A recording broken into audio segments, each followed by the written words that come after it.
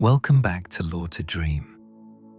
Tonight we're venturing into one of the most wonderfully absurd and strangely profound cosmologies ever imagined. We're going to explore the foundations of Terry Pratchett's Discworld, a universe that begins with a simple question most cosmologists have never thought to ask. What if the world wasn't a sphere hurtling through space, but a flat disk balanced on the backs of four enormous elephants who themselves stand on the shell of a giant turtle swimming through the cosmos? This isn't just whimsy for the sake of whimsy. This is a creation myth that takes ancient beliefs from our own world, turns them sideways, and reveals something profound about how we understand reality itself. The Discworld exists because stories need to exist somewhere, and in a universe governed by narrative causality rather than physical law, a giant turtle makes perfect sense. So settle in, get comfortable, and let's journey to the very foundations of existence.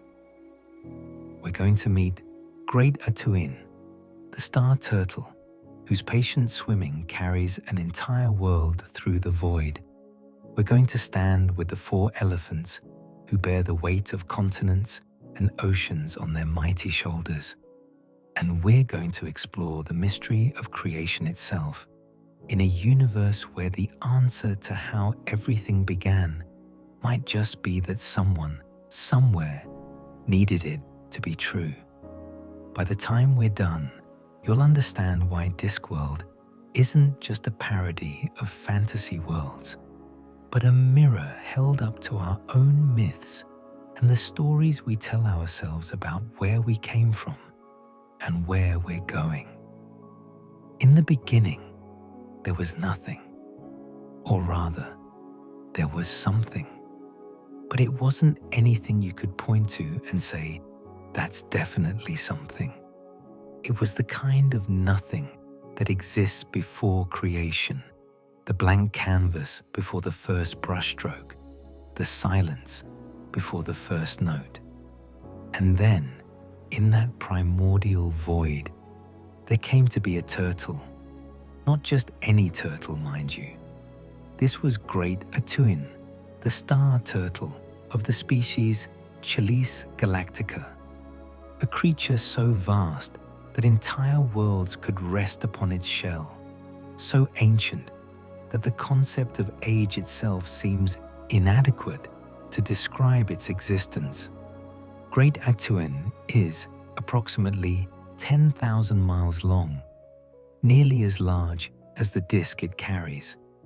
Its shell is pockmarked with meteor craters, frosted with frozen methane at the extreme edges where the cold of space bites deepest, and scoured smooth by asteroidal dust from eons of travel through the cosmic void.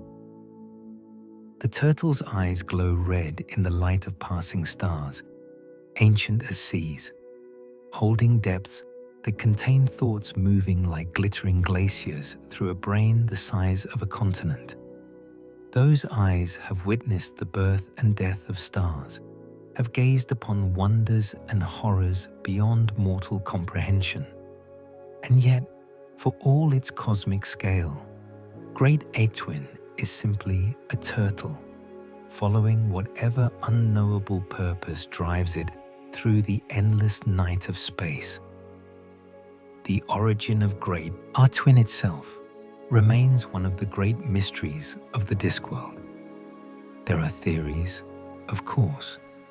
The academics of the disc have spent centuries debating where the great turtle came from and where it might be going. Some hold to what they call the steady gate theory, the Discworld's version of the steady state cosmology. According to this view, Great Atuin came from nowhere and is going to keep swimming through space to nowhere forever. It simply is, has always been, and will always be. There's a certain appealing simplicity to this idea. The turtle requires no creator, no origin point, no destination.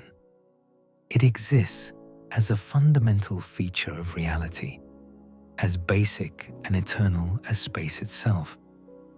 But then there's the other theory, the one that most closely resembles what Discworld scholars call the Big Bang hypothesis, though the specifics are quite different from anything our world's physicists would recognize. This theory suggests that Great Atuin is traveling from some primordial birthplace to what they call the time of mating, a cosmic rendezvous where world turtles come together to create the next generation. The evidence for this comes from events that some have witnessed, events we'll explore more deeply later in our journey tonight. The hatching of 8 baby star turtles, each bearing its own tiny Discworld, suggests that reproduction is indeed possible for these cosmic creatures. There's a third possibility, one revealed in glimpses through the mists of time and magic. In the novel, Eric, the wizard Rincewind, and his unfortunate companion travel back to the very moment of creation. There they encounter the Creator, a being of immense but rather absent-minded power, who is in the process of forming the Discworld.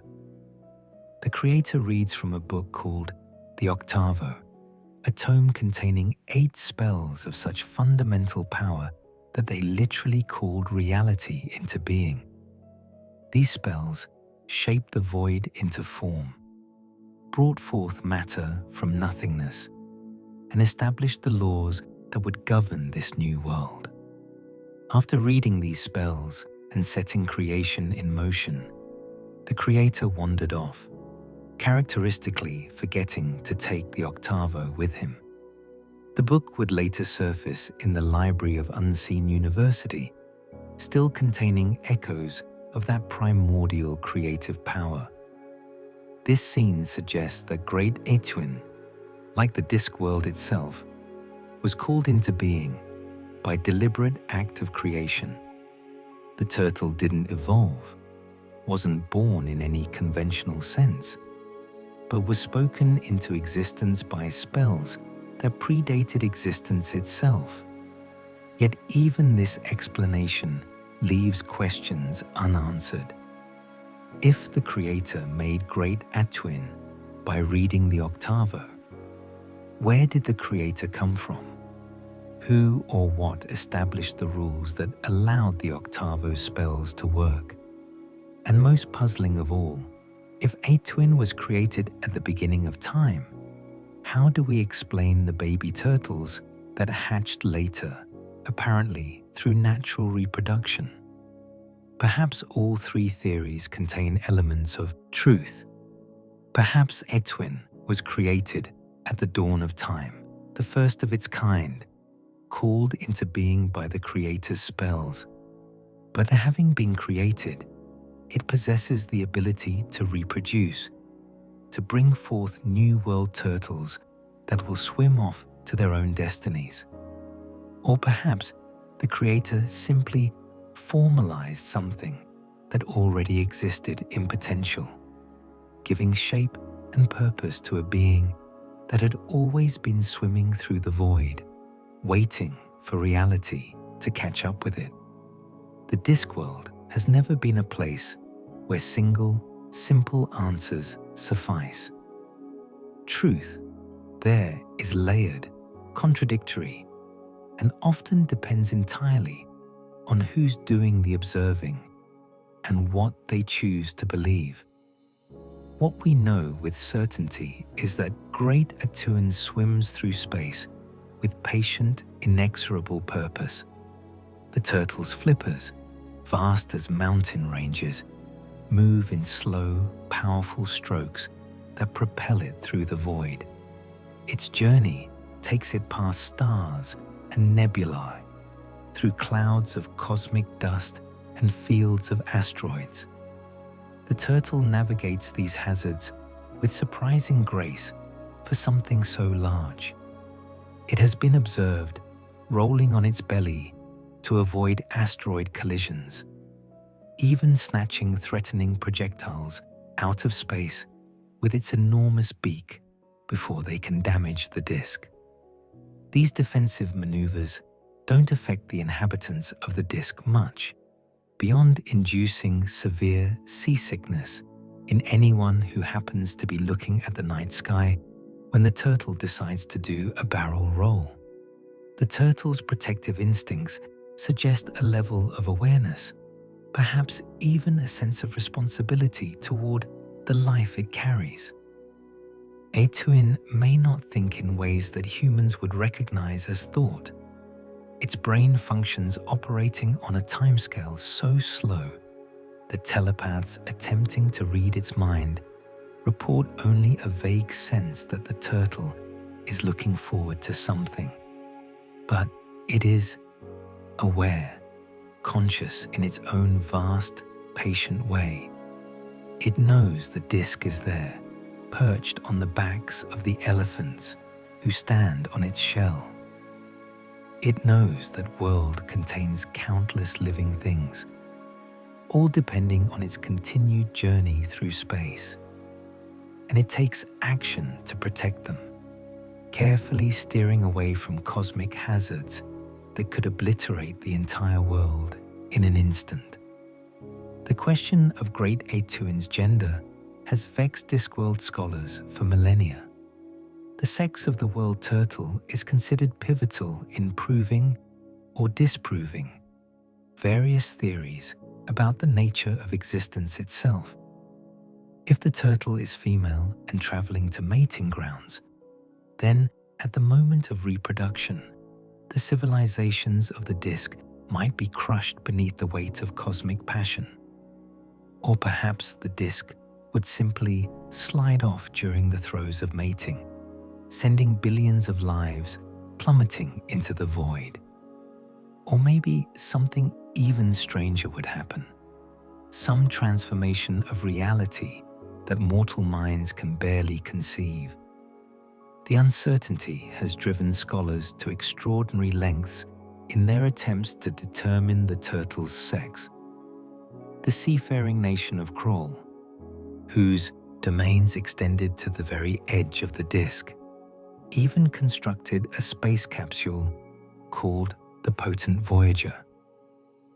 This vessel was meant to sail over the rim of the world, plummet down past the elephants, and allow brave volunteers called chelonauts to observe Great Atuin directly, hopefully catching a glimpse of whatever anatomical features might settle the question once and for all.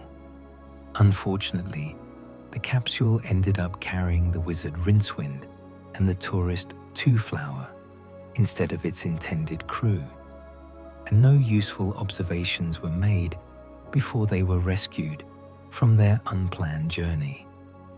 Attempts to determine Atuin's gender through magical means have been equally frustrating. Telepaths who have tried to probe the turtle's mind report that its thoughts move so slowly on such a vast timescale that reading them is like trying to have a conversation with a glacier. All they can determine with any certainty is that Great Atuin is indeed conscious, and that it seems to be looking forward to something, though what that something might be remains maddeningly unclear. The narration in The Color of Magic refers to Great Atuin as male, describing how in a brain bigger than a city, with geological slowness, he thinks only of the weight. But this may have been a choice of convenience by the narrator, or perhaps a reflection of assumptions made by those observing the turtle.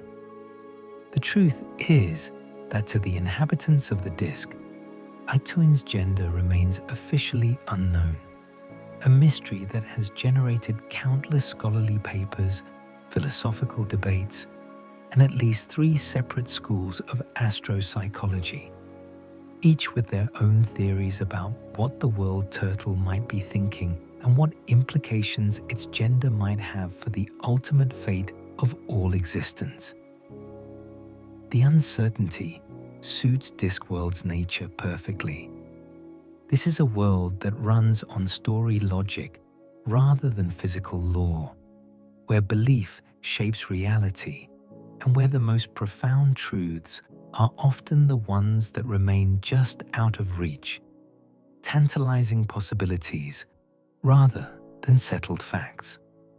Great Atuin swims on, patient and eternal, keeping its secrets to itself, while the tiny beings living on its burden speculate endlessly about mysteries they may never fully understand. Standing on the shell of Great Atuin, bearing the weight of the entire Discworld on their mighty shoulders, are 4 elephants. Not ordinary elephants, of course. These are the world elephants, cosmic beings of unimaginable size and strength, living pillars that support all of creation. Their names are Berilia, Tubul, Great Typhon, and Jerakeen. Each elephant is roughly the size of a large mountain, perhaps thousands of feet tall, though exact measurements are difficult when you're trying to assess beings that exist at scales beyond normal comprehension. They stand with their feet firmly planted on the turtle's vast shell, their bodies forming the 4 cardinal points of support for the disc above them. The arrangement is surprisingly elegant when you think about it. 4 points of support, evenly distributed, creating a stable platform for the world. Engineers would approve of the load-bearing distribution, even if they might have questions about the biological feasibility of elephants serving this function. The world elephants are described in terms that blur the line between the biological and the geological. Some scholars suggest that their nerves are made of gold, chosen for its superior conductivity over the long distances required when you're an elephant the size of a mountain. Their bones are said to be composed of living rock and iron, not the dead minerals found in ordinary stone, but matter that somehow retains the properties of life while having the strength to support world-spanning weight. These aren't merely metaphors or poetic descriptions. In the Discworld, where magic permeates reality and belief shapes substance, such transformations are entirely possible. An elephant that serves as one of the pillars of creation might indeed develop adaptations that make it more suitable for that cosmic role. The elephants don't move much, not in any way that the disc's inhabitants would notice. They stand, patient and eternal, holding up the world. But they must shift occasionally, adjusting their weight, flexing muscles that span miles. The disc's rotation requires them to walk in place, an infinitely slow march that keeps the world turning on its axis. This rotation is surprisingly leisurely. The disc completes 1 full turn every 800 days, meaning that day and night follow each other at a much more relaxed pace than they do on our round world. The sun and moon of the Discworld don't orbit the planet the way ours do. Instead, they orbit Great Atuin itself, circling the turtle as it swims through space. These celestial bodies are much smaller than you might expect, initially described as about 1 mile in diameter each, though later chronicles increase their size to at least 80 miles across.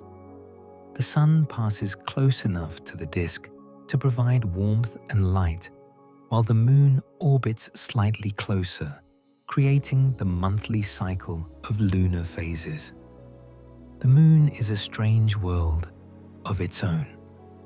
One half is covered with silvery, glowing plants, that provide food for lunar dragons, mysterious creatures that apparently thrive in that alien environment.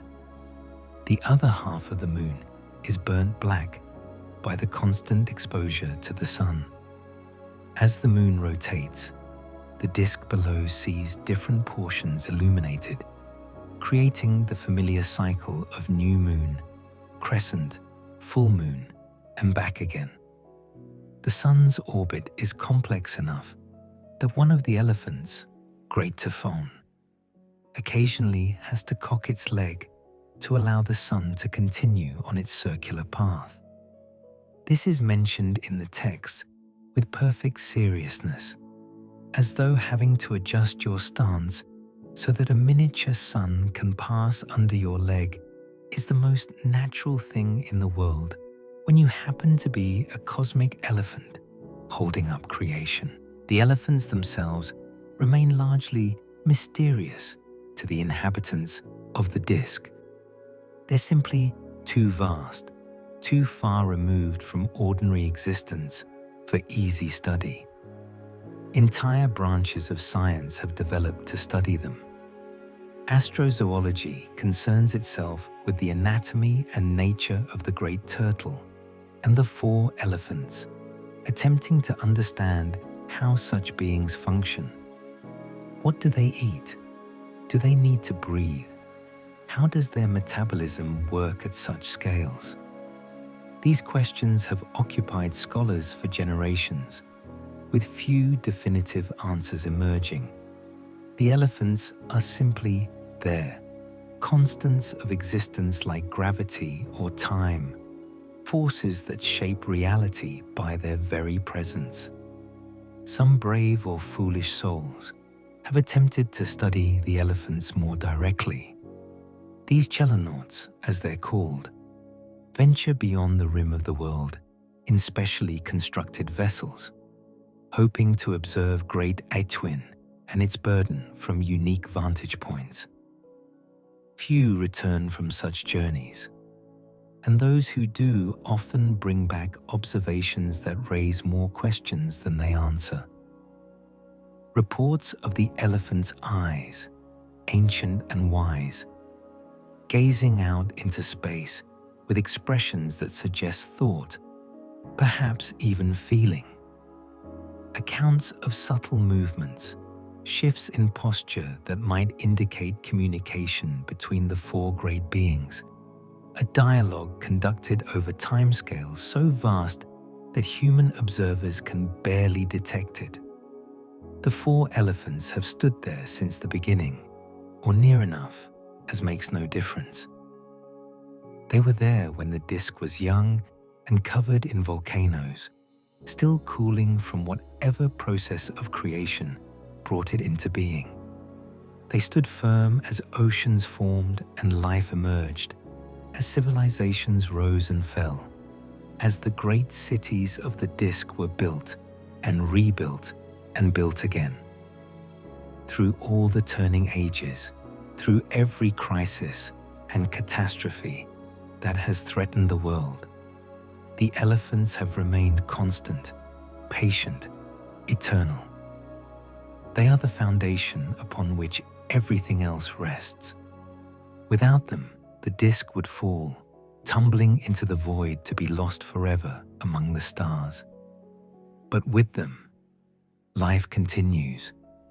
Day follows night, seasons turn, and the great story of the Discworld unfolds, generation after generation after generation.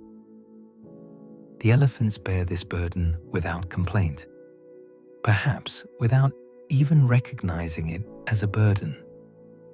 To them, holding up the world might simply be what they are, the purpose for which they exist, or perhaps they are aware of the countless lives depending on their strength, and they stand firm out of duty or compassion, or some emotion too vast and strange for mortal minds to name.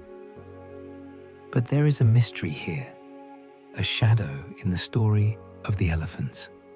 According to legend, there were once not 4 elephants, but 5, This fifth elephant, whose name has been lost to time, if it ever had one, supposedly stood with the others in the early days of creation, bearing its portion of the world's weight.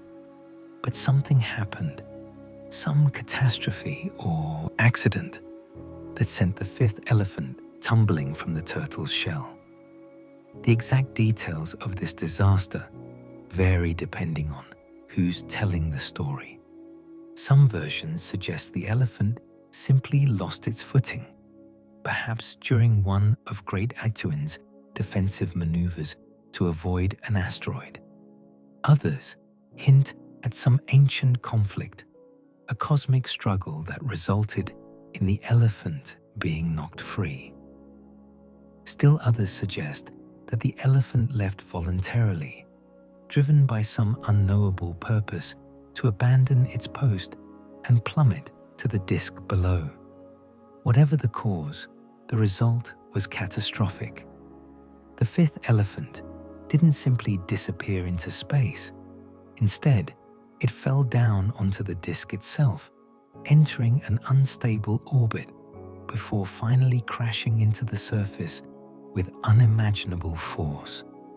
The impact occurred in what is now the region of Überwald, a land of dark forests and ancient mountains, home to dwarves, werewolves, and vampires. The collision of an elephant the size of a mountain with the surface of the disk would have been apocalyptic, releasing energy that dwarfed any volcano, earthquake, or meteor strike in recorded history. The legends say that this is why Überwald is the way it is, why the Ramtop Mountains rise so high and jagged in that region, why the landscape seems twisted and strange compared to other parts of the disk. The impact of the fifth elephant didn't just create geographic features though. According to dwarf mythology, particularly prevalent among the traditionalist dwarfs of Überwald itself, the fallen elephant's body underwent a remarkable transformation. Its bones, composed of living rock and iron infused with gold for better nerve conductivity, became the rich mineral deposits that honeycomb the underground realms.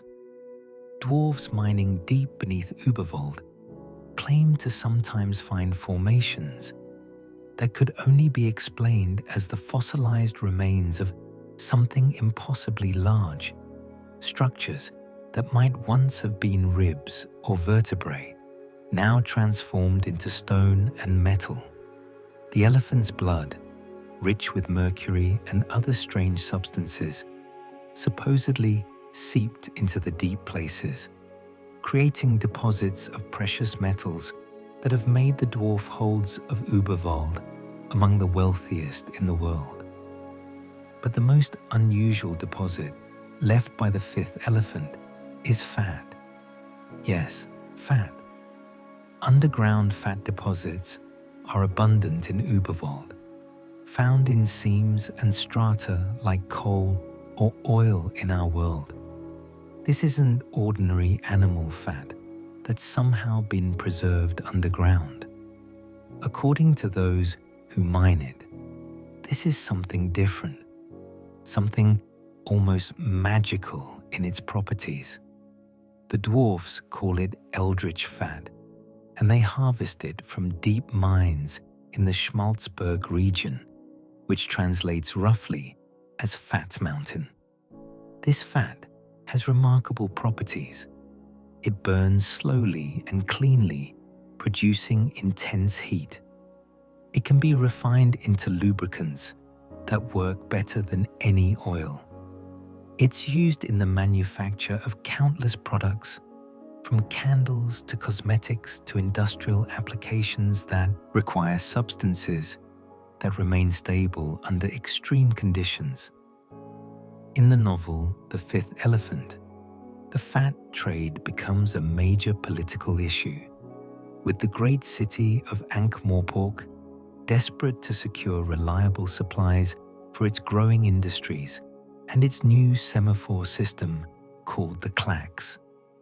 Boiling fat rising to the surface through cracks in the earth creates hot springs throughout Überwald, natural baths that steam in the cold mountain air.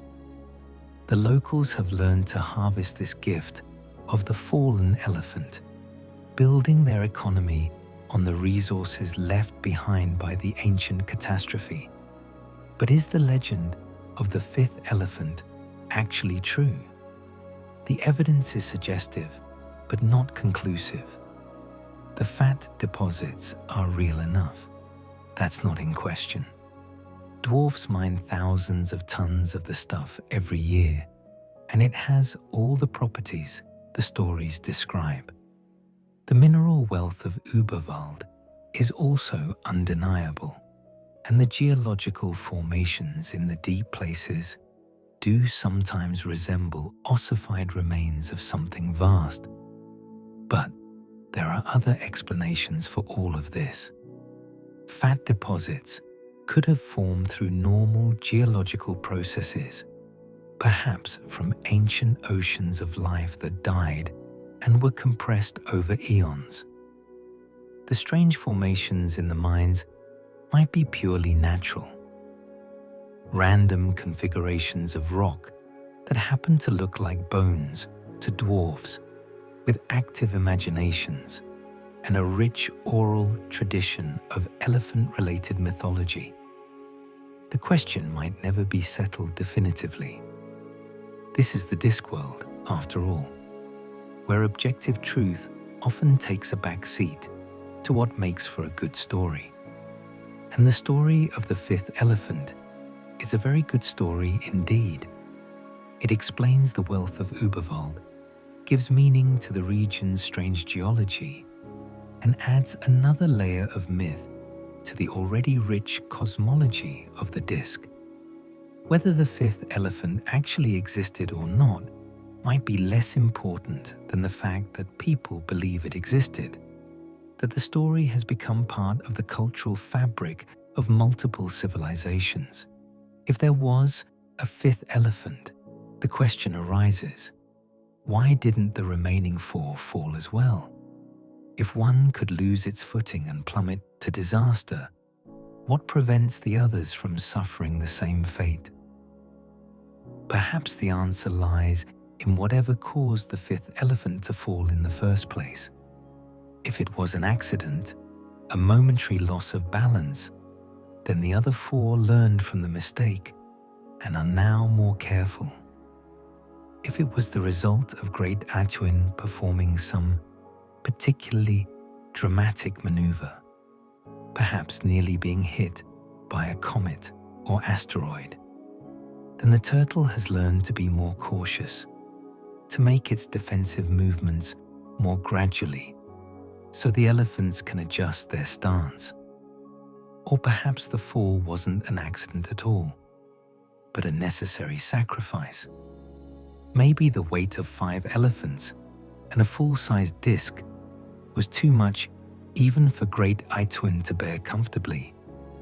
The loss of the 5th elephant might have been deliberate, a way to lighten the load and ensure that the turtle could continue its cosmic journey. Or there could be deeper, stranger reasons, connected to whatever purpose drives great Atuin through space, whatever destination it seeks or event it anticipates. The world above shows no obvious signs of instability from having lost one of its supports. The 4 remaining elephants distribute the weight effectively enough that the disc doesn't tip or wobble excessively. Perhaps when the world was younger, when life was just beginning and the continents still mostly molten, 5 supports were needed. But as things settled and hardened, as the weight redistributed itself, 4 proved sufficient. The fallen elephant became part of the disc itself, its mass absorbed into the world it once held up, its purpose transformed but not lost. In a sense, it's still supporting the disc, just from below rather than from beneath. Its physical substance now part of the bedrock and resources that make life on the surface possible. The story of the fifth elephant reminds us that even in a universe as apparently stable as the Discworld, change happens, catastrophe strikes, and yet life continues. The world adapts, rebuilds, incorporates even disaster into its ongoing story. The four elephants stand firm, bearing the weight of existence, while deep beneath Überwald, the ghost of their fallen brother sleeps in deposits of fat and precious metals, a cosmic corpse that became a foundation for civilizations yet to come.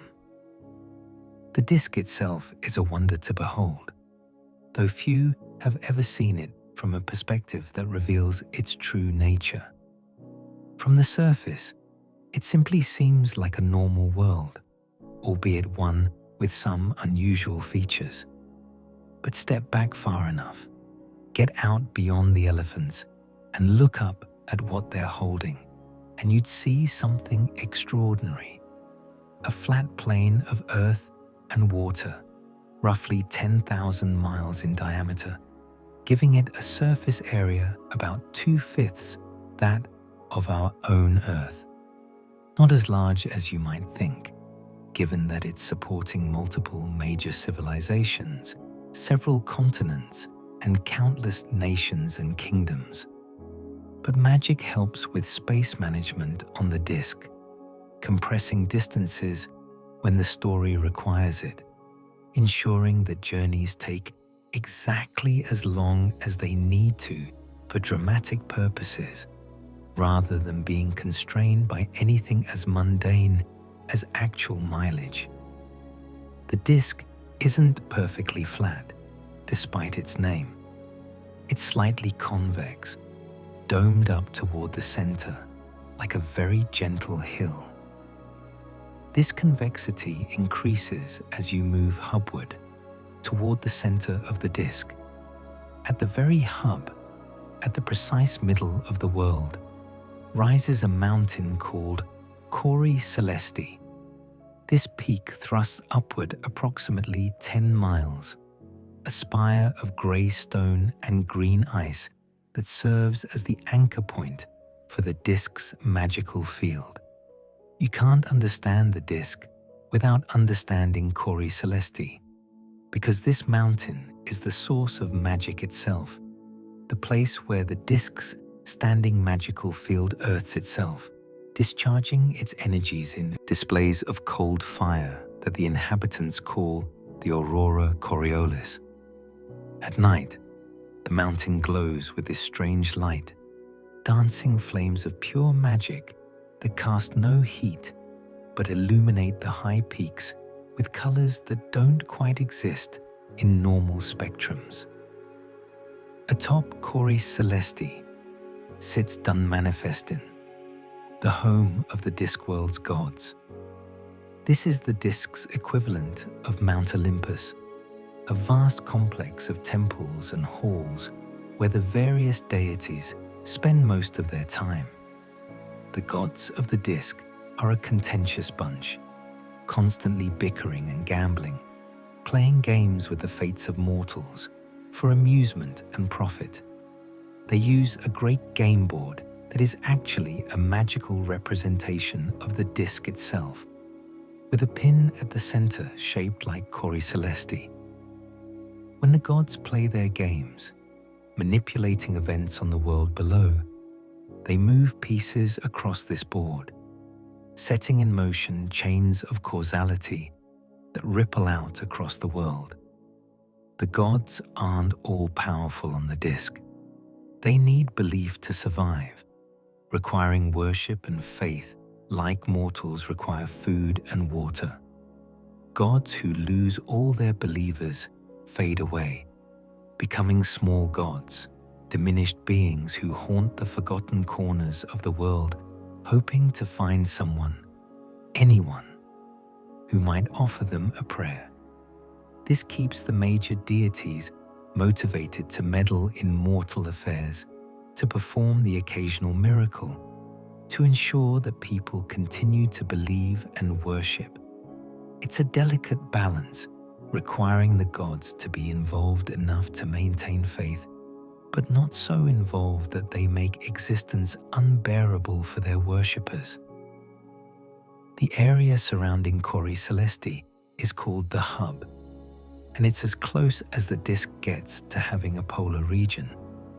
The Hub is a land of high, ice-bound mountains, perpetually cold because it's as far from the rim as possible, meaning the sun's orbit keeps the heat focused elsewhere. The Hub is home to scattered kingdoms, mysterious monasteries, and various peoples who have learned to thrive in the harsh, magical environment. Yetis wander the high peaks, philosophical creatures who ponder the nature of existence between meals. History monks maintain temples dedicated to keeping time flowing properly, correcting paradoxes, and ensuring that cause continues to follow effect. And everywhere, magic seethes and flows, stronger here near the source than anywhere else on the disk. From the Hub, the disk slopes gradually down toward the rim. The gradient is gentle enough that you wouldn't notice it walking around, but over thousands of miles, it makes a difference.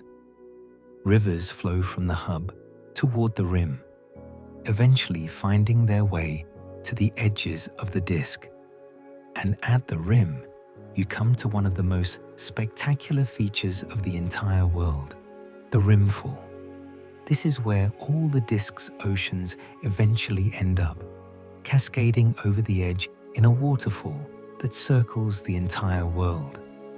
The Rimfall is thousands of miles long, a continuous curtain of falling water that plummets off the edge and into space. The roar of all that falling water must be deafening, though most of the disk's inhabitants never get close enough to hear it. The spray from the Rimfall creates the Rimbow, an 8-color rainbow that combines both light and magic. The 8th color is octarine, the color of magic itself, visible only to wizards and cats and a few other beings sensitive to magical radiation. This permanent rainbow circles the world, a glowing testimony to the strangeness of the disk's cosmology. Where does all that water go after it falls off the edge? The texts are somewhat evasive on this point, noting only that arrangements are made. Somehow, through processes that might involve magic, divine intervention, or forces yet to be discovered, the water makes its way back to replenish the oceans. Perhaps it evaporates in space, condenses in some cosmic reservoir, and is periodically returned to the disk through rainfall. Perhaps Great Altuin and the elephants have some role in recycling it. Or perhaps it's simply one of those things that works because it has to work, because the disk is a place where story logic can override physical law when necessary. The disk's landmasses are arranged into several major continents and numerous islands. The largest and most well-known continent contains the Stowe Plains, the Ramtop Mountains, and regions like Überwald, Klatsch, and the mysterious counterweight continent far across the sea. This is where most of the stories set in the Discworld take place, home to the great city of Ankh-Morpork, to the kingdoms of Lancre and Lameidos, to the deserts of Klatsch and the forests of Skund. Ankh-Morpork itself deserves special mention as the Disc's largest and most important city. It squats near the coast, where the river Ankh enters the sea, a sprawling metropolis of roughly 1 million inhabitants, representing every race and profession known to the disk. The city is governed, more or less, by the patrician lord Veterinari, who maintains order through a combination of intelligence, ruthlessness, and a deep understanding of human nature. Ankh-Morpork is where the various guilds operate, where the City Watch maintains an increasingly professional law enforcement presence, where the Unseen University trains wizards, and where commerce, crime, and culture intermingle in a chaotic stew of civilization at its most vibrant and morally ambiguous. As you move away from Ankh-Morpork, you encounter the other nations and regions of the disk, each with their own character. Lancre is a small, mountainous kingdom in the Ramtops, ruled by King Verence, and home to some of the most powerful witches in the world. The witches of Lancre, particularly the formidable Granny Weatherwax and her colleagues, protect the kingdom from threats both mundane and supernatural, using a practical approach to magic that emphasizes knowing over flashy spells. Far to the turnwise direction lies the Agatean Empire, a vast nation based loosely on ancient China and Japan, with elements of other East Asian cultures mixed in. The empire was once isolated from the rest of the disk, but has gradually opened to trade and cultural exchange, bringing with it new philosophies, martial arts, and political complications. Other regions include Ephebi, a city-state of philosophers constantly debating the nature of reality, while their slaves do all the actual work. Lameidos, a rainy land whose inhabitants are prone to poetry and song. The kingdom of Jelly Baby, based on ancient Egypt, where the pyramids have such powerful temporal effects that time itself flows differently within their borders. Each region has its own customs, its own relationship with magic, its own place in the grand story of the disk. Yet all of them share the same foundation. They all rest on the same great disk of earth and water, supported by the 4 elephants, carried through space on the shell of Great Atuin. Their histories may differ, their cultures may clash, but they're all part of the same cosmic entity, all passengers on the same unimaginably vast living transport, making its patient way through infinity. The disk rotates, completing one full turn every 800 days. This leisurely pace means that day and night follow each other much more slowly than they do on our world. The sun, orbiting Great Atuin rather than the disk itself, takes its time crossing the sky, providing long days and correspondingly long nights. This extended day-night cycle affects everything on the disk, from the rhythms of agriculture to the patterns of nocturnal activity.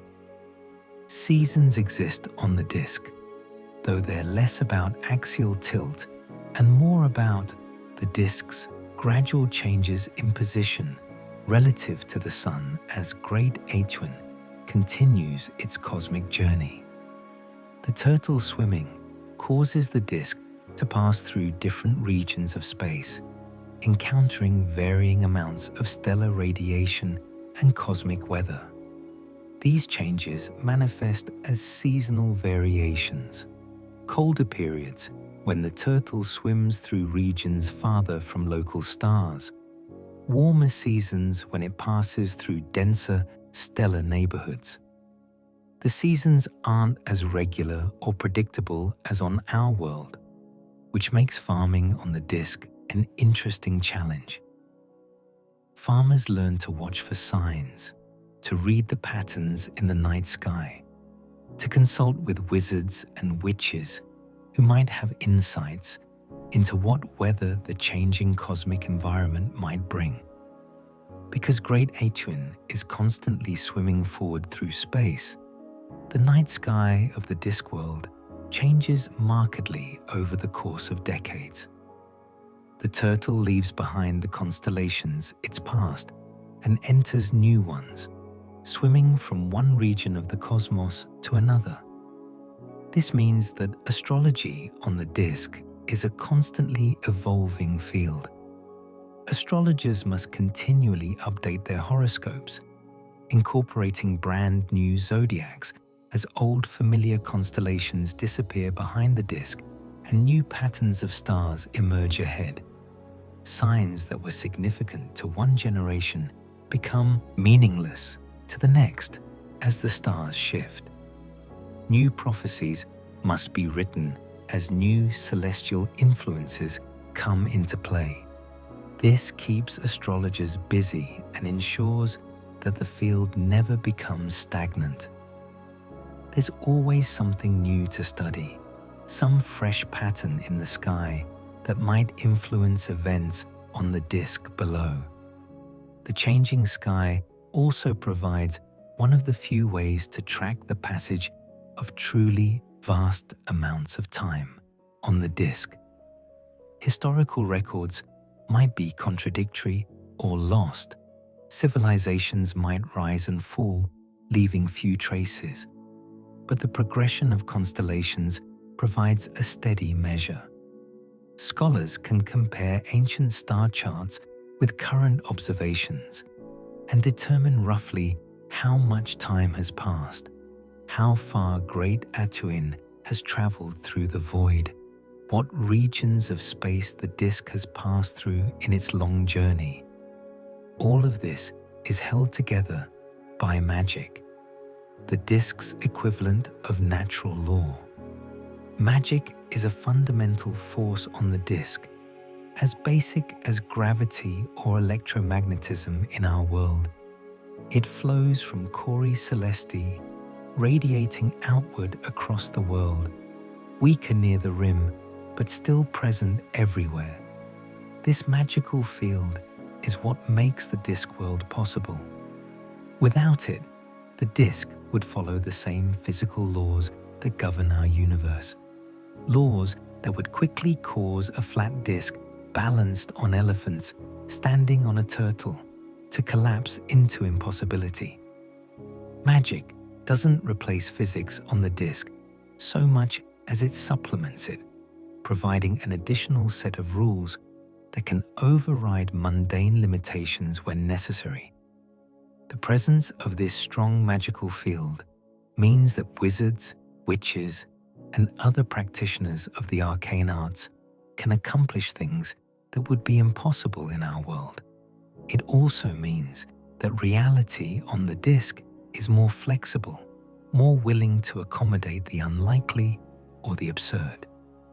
The disk exists in a kind of quantum state where observation and belief affect outcome, where the act of thinking something is true can make it more true, where stories shape events as surely as physical forces.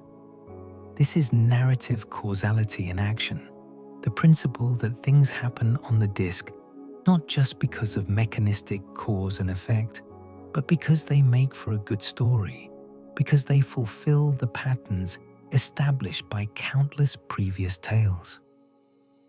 The question of creation has occupied Discworld theologians and natural philosophers for as long as there have been beings capable of contemplating such matters.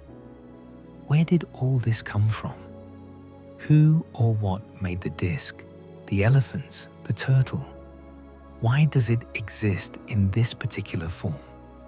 Different cultures and civilizations have developed their own answers, their own creation myths and cosmological frameworks. Many of these stories have elements of truth, or at least elements that are believed with enough fervor that they become true through the power of faith and narrative. The dwarfs, for instance, have clear ideas about creation that differ significantly from human theories.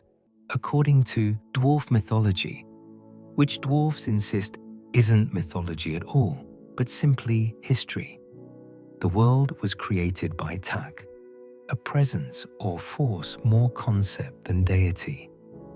Tak wrote the laws of existence, set the cosmic wheels in motion, and then stepped back, allowing the universe to unfold according to principles rather than requiring constant divine intervention. Dwarves are quite insistent that they aren't religious, that they don't worship Tak. They simply acknowledge the historical fact of creation and get on with their lives. But their creation stories still shape their culture, influencing everything from mining practices to social organization. Humans, being more fractious and diverse than dwarves, have developed countless creation myths depending on which region and culture you're asking. Some believe in pantheons of gods who emerged from primordial chaos and shaped the world through cosmic battles and divine negotiations. Others hold to more mechanistic views, suggesting that the disk formed naturally through the aggregation of cosmic matter around the convenient platform of Great Atuin's shell, with the elephants being placed or evolving to serve as supports. The philosophers of Iphibi debate creation endlessly, each thinker developing elaborate arguments for their particular theory, often completely contradicting what their colleagues in the next building over believe. The wizards of Unseen University approach the question from a more practical magical perspective. They know the Octavo exists, that it contains spells powerful enough to shape reality at the most fundamental level. They know these spells were used in the act of creation because the Octavo's own history, fragmentary as it is, tells them so. But knowing that creation involved powerful magic doesn't actually answer the question of why or by whom, just provides more details about methodology. The revelation in the novel Eric that there was a creator, a being who read the Octavo and spoke the world into existence, provides the closest thing to a definitive answer that the disc possesses. But this revelation raises as many questions as it answers. The creator appears to be a rather ordinary being, more craftsman than deity, working from what amounts to a magical instruction manual to build a universe. The creator made Great Atuin by reading the appropriate section of the Octavo, called the world and the elephants and the disc into being through the power of the spells. But the creator then wandered off, job done, leaving behind both the finished product and the book of spells used to create it. This casual approach to universe building suggests that creation might not be the unique, singular, cosmic event that most religions imagine. Perhaps there are many creators, each one making their own small corner of existence.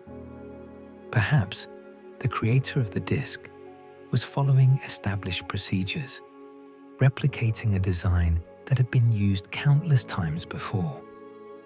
Perhaps Great Atuin is one of many world turtles, each carrying its own disc, swimming through the cosmic ocean according to patterns established long ago. The act of creation itself, as glimpsed in Eric, has a certain workmanlike quality that's both amusing and profound. The creator produces things out of nothing with a gesture, molding raw possibility into specific forms. Mountains rise, seas fill, the sun and moon begin their orbits. The creator even produces a sandwich for Rincewind, demonstrating that the power to call forth universes can also handle more mundane requests.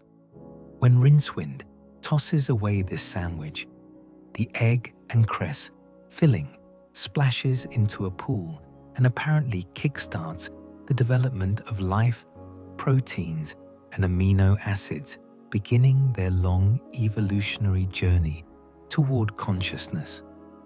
Life on the disk wasn't so much planned as it was an accident of cosmic littering.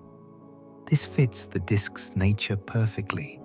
It's a place where the profound and the ridiculous intermingle freely, where the most important events often happen through happenstance rather than grand design. The creator finished making the disk and then left, forgetting to clean up his tools. The octavo remained behind in the material world, eventually surfacing in the unseen university library, where it caused no end of trouble by being far too powerful for mortals to safely possess. One of its 8 spells even jumped into Rincewind's head, hiding there to ensure that the spells couldn't be misused until the proper time. This raises the question of whether the octavo is truly finished with its purpose. If these spells were used once for creation, can they be used again? Could someone read them to unmake the world or to make something new? The events of the Light Fantastic suggest that the octavo spells do have ongoing importance. When Great Atuin approached what seemed to be a catastrophic collision with a red star, the octavo arranged for its 8th spell to be available to help the world turtle through whatever was about to happen. Rincewind, serving as the unwilling host for this spell, was saved from falling off the edge of the disk specifically so the spell would be in the right place at the right time. When the moment came, all 8 spells were recited in proper order, and rather than causing disaster, they facilitated something miraculous. The red star wasn't a star at all, but 8 massive eggs orbiting in space. The spells acted as a kind of cosmic midwifery, helping these eggs hatch into 8 baby star turtles, each one already carrying 4 baby elephants and a tiny disk of its own. The birth of these new worlds suggests that creation isn't a one-time event, but an ongoing process. The universe continues to expand and diversify, new Discworlds swimming off into the void to chart their own courses through infinity. This hatching scene provides the strongest evidence for the theory that Great Atuin was traveling to witness or participate in a reproductive event. Whether Atuin is the parent of these baby turtles isn't entirely clear. The turtle arrived at the right place and time to witness the hatching, suggesting either parental instinct drawing it to its offspring, or perhaps some deeper cosmic pattern that all world turtles follow. Sea turtles in our world lay their eggs and then abandon them, leaving the hatchlings to fend for themselves from the moment they break free of their shells. If Chelis Galactica follows similar patterns, then Atuin might have no ongoing parental relationship with these newborns. The turtle fulfilled whatever biological or cosmic imperative brought it to this place, witnessed the successful hatching, and then continued on its way, perhaps satisfied that another generation of world-bearers has entered existence. But there's also the possibility that Atuin's relationship with these babies is more involved than typical reptilian behavior would suggest. After the eggs hatched, the baby turtles followed Atuin for a time, swimming in its wake through space. This could be instinct, newborns following the first large moving object they see. Or it could indicate that Atuin serves as some kind of guide for these youngsters, leading them toward wherever world turtles need to go to grow and learn their cosmic purpose. The baby turtles each carried 4 elephants on their shells, and each elephant bore a tiny disc. These miniature worlds were covered in smoke and volcanoes, still in the earliest stages of formation.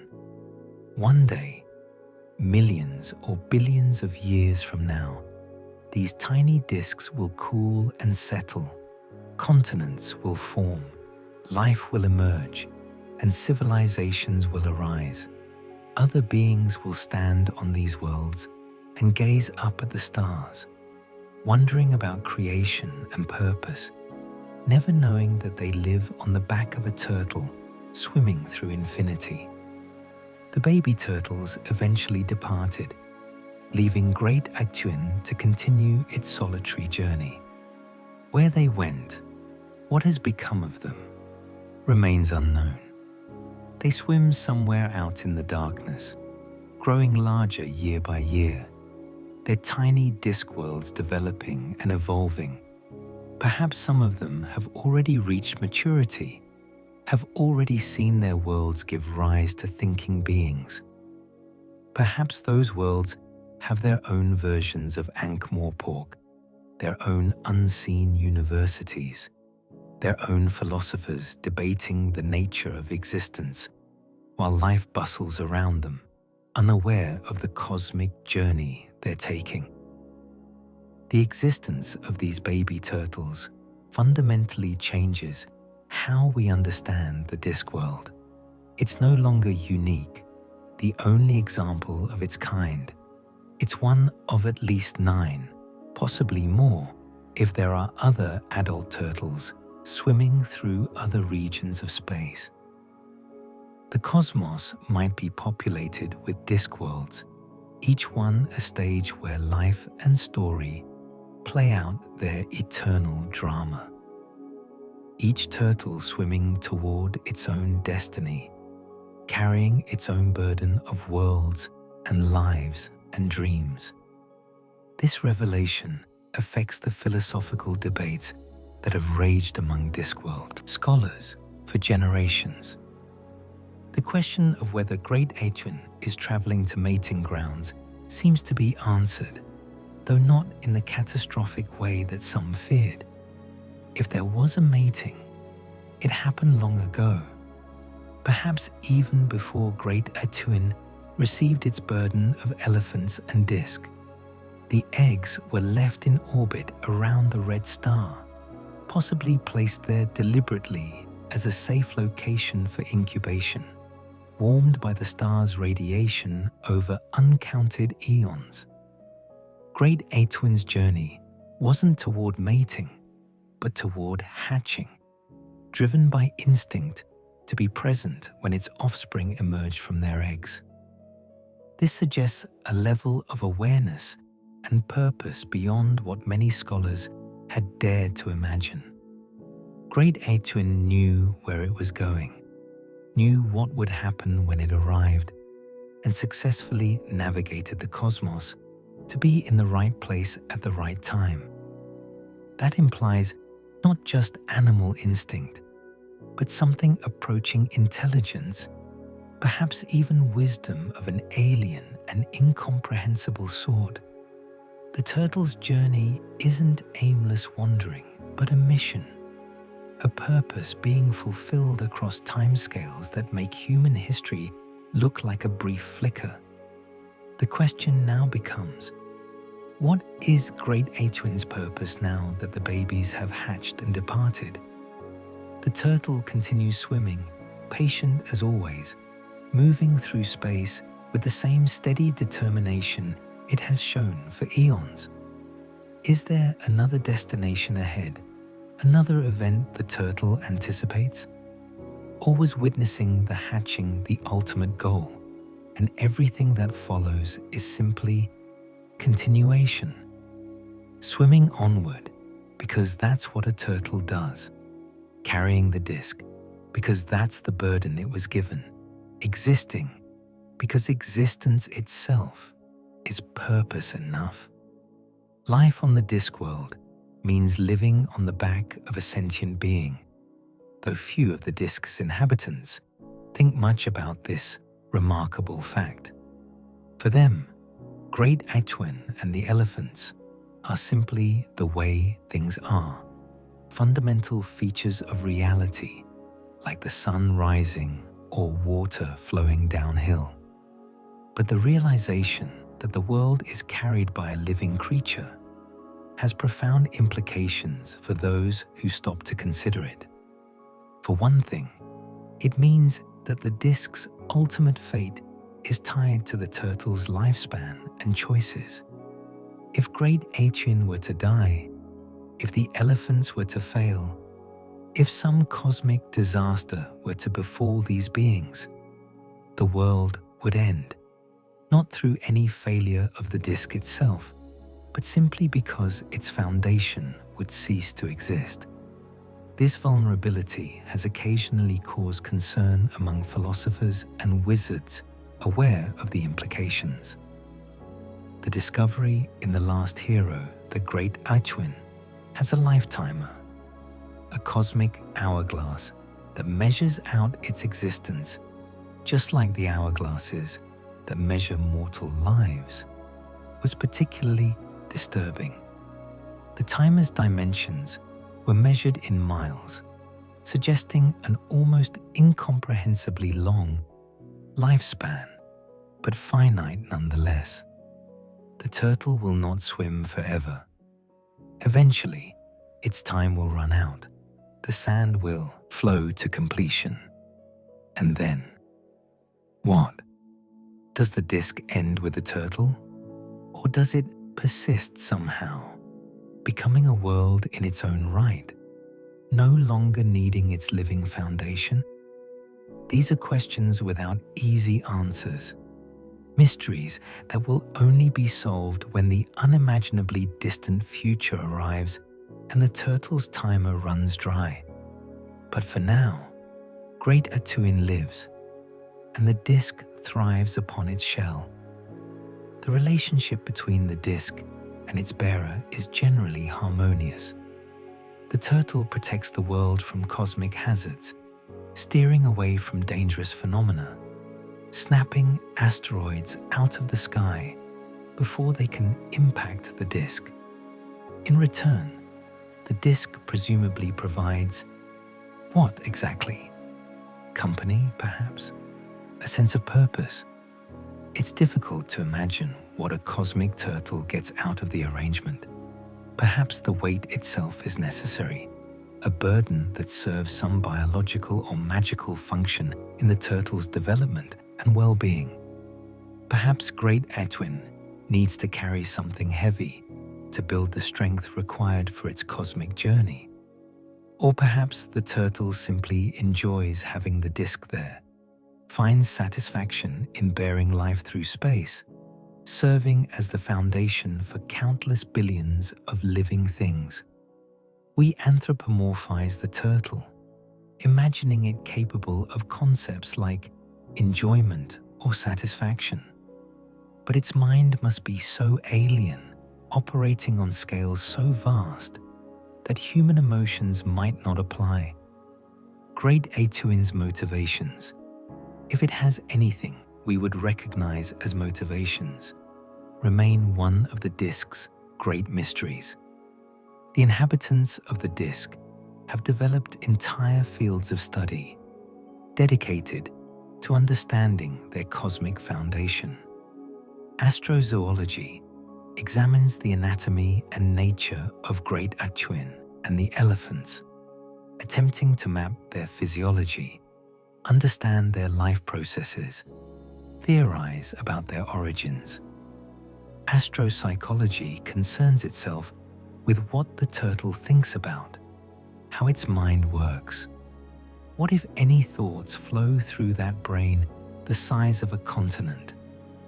Chelanauts brave the journey beyond the rim, traveling in specially designed vessels to get close to the turtle, to observe it directly rather than relying on second-hand accounts and inference.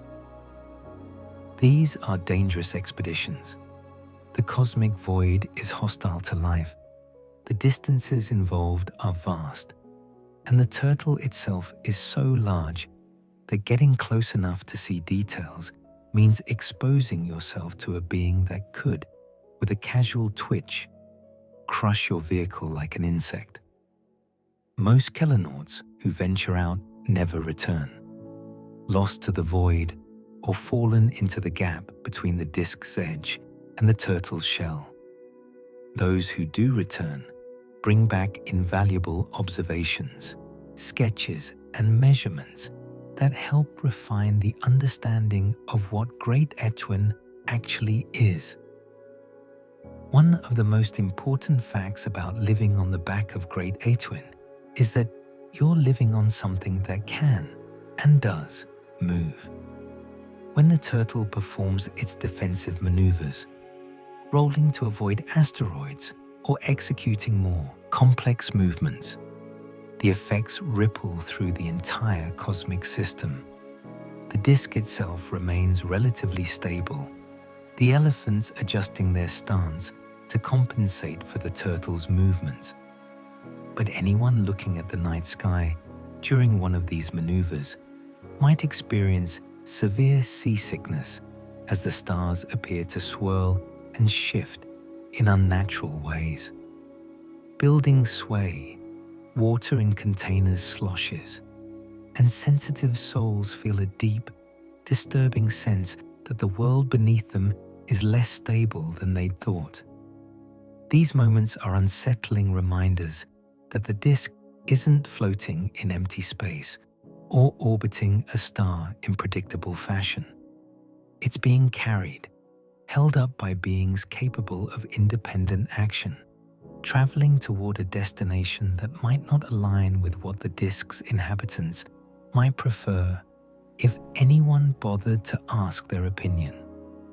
There's an element of helplessness in this realization, a recognition that for all their cities and civilizations, all their magic and technology, the people of the disk are ultimately passengers. Their fate is tied to Great Etwin's choices, and they have no say in where the turtle swims or what it does when it gets there. Yet somehow, this knowledge doesn't lead to despair or paralysis.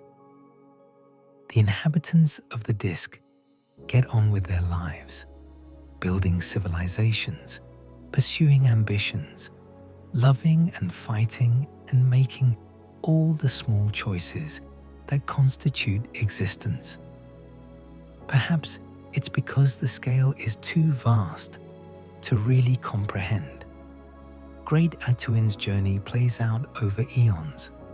The turtle's concerns are cosmic in scope, and day-to-day life proceeds without obvious reference to these grand mysteries.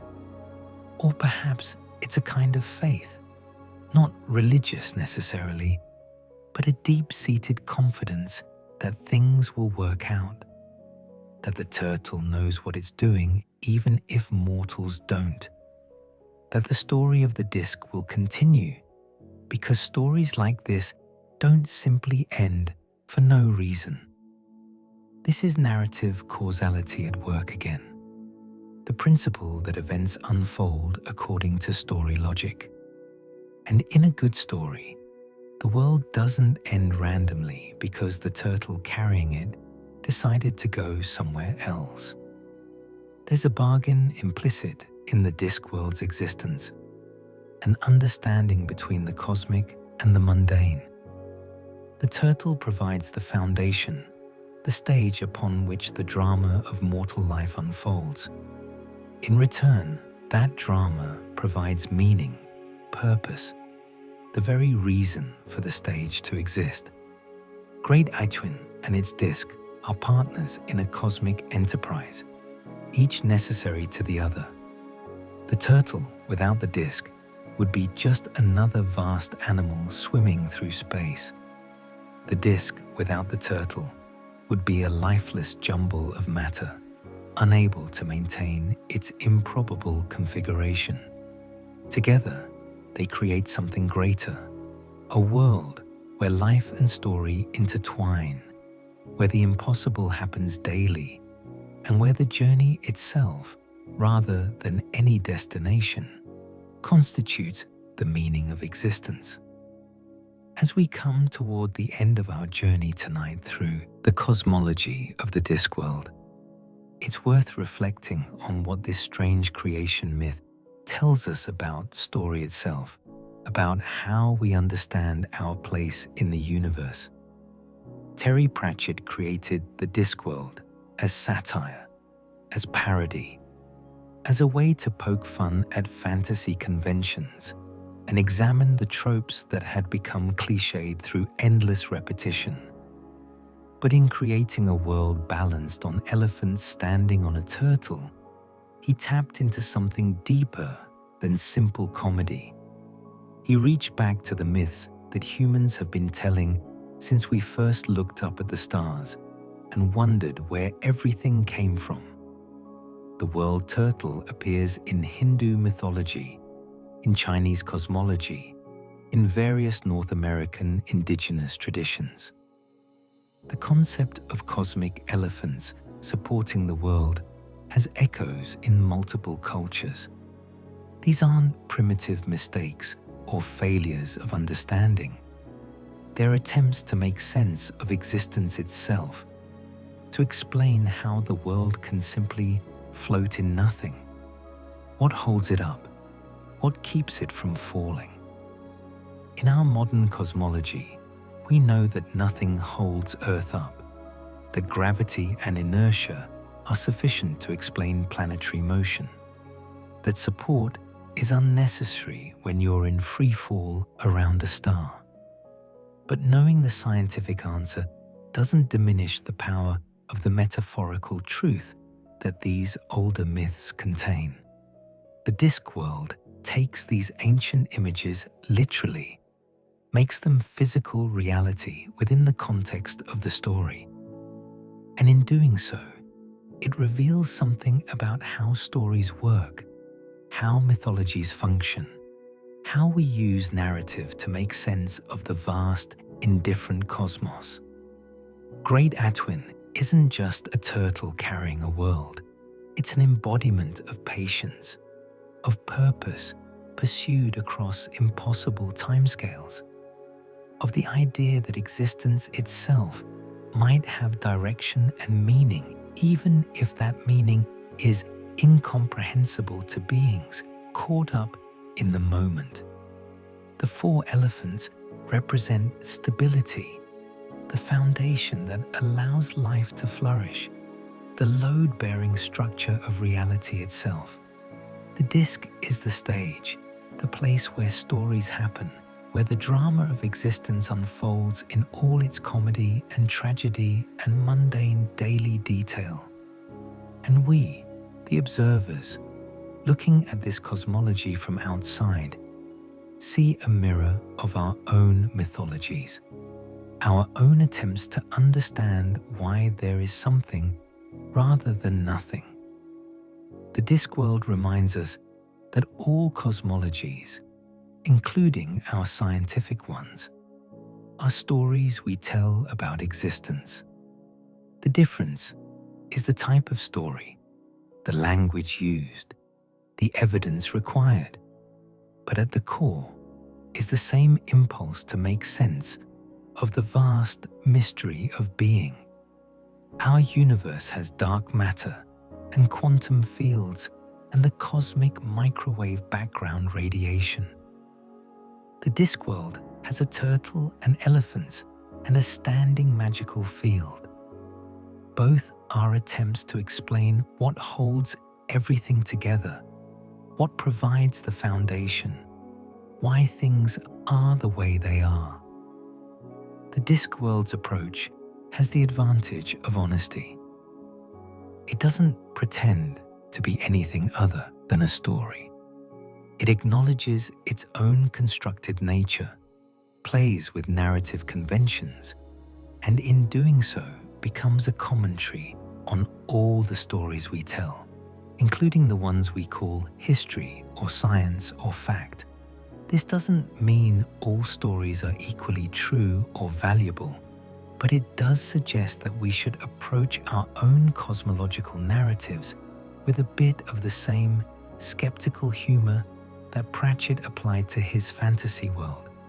We might be more certain of our models than Discworld scholars are of theirs, but we're still telling stories about existence, still using metaphors and abstractions to make the infinite comprehensible.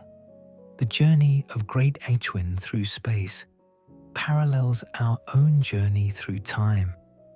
We're all passengers on something larger than ourselves, something we don't fully control or understand. The turtle's destination is unknown, might not even exist in any meaningful sense. It simply swims onward because swimming onward is what it does. Perhaps that's all any of us can do, continue forward through our own lives, carrying what burdens we've been given, protecting what needs protecting, and hoping that when we reach whatever destination awaits, it will prove to have been worth the journey. The hatching of the baby turtles offers a strange form of cosmic reassurance. Life continues, new worlds emerge, the pattern repeats. Whatever happens to Great Atuin eventually, whatever becomes of the disk and its billions of inhabitants, the story goes on. Other turtles swim through other regions of space. Other disks develop their own civilizations. Other beings stand on their own impossibly flat worlds and wonder about the turtle and the elephants and the nature of existence itself. The Discworld exists at the intersection of the absurd and the profound, the silly and the serious. It's a place where you can have a cosmic turtle carrying a world and also have intricate political satire, where the foundation of reality is obviously ridiculous, but the characters living within that reality are treated with genuine depth and humanity. This balance is Pratchett's gift to fantasy literature and to his readers. He showed that you could create a world built on the most outlandish premises imaginable and still tell stories that matter, still explore genuine human truths, still make people think about their own world while they're laughing at his. Great Atuin and the elephants are joke in one sense, a deliberate nose-thumbing at readers who demand realistic world-building and consistent physics in their fantasy. But they're also magnificent, awe-inspiring, genuinely moving as creation myths.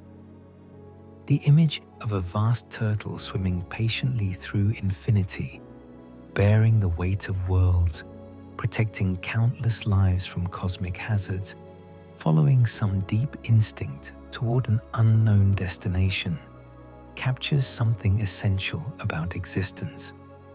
We're all on a journey we didn't ask for, carried by forces we don't control, hoping that whatever intelligence or purpose or blind cosmic chance drives the universe has somewhere worthwhile in mind.